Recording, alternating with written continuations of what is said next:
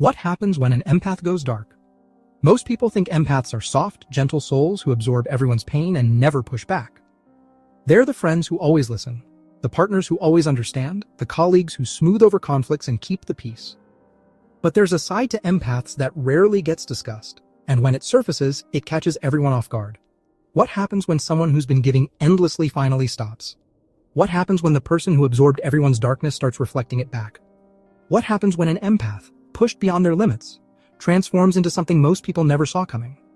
Today we're exploring one of psychology's most overlooked phenomena: the moment an empath goes dark, gets angry, has had enough, and stops forgiving.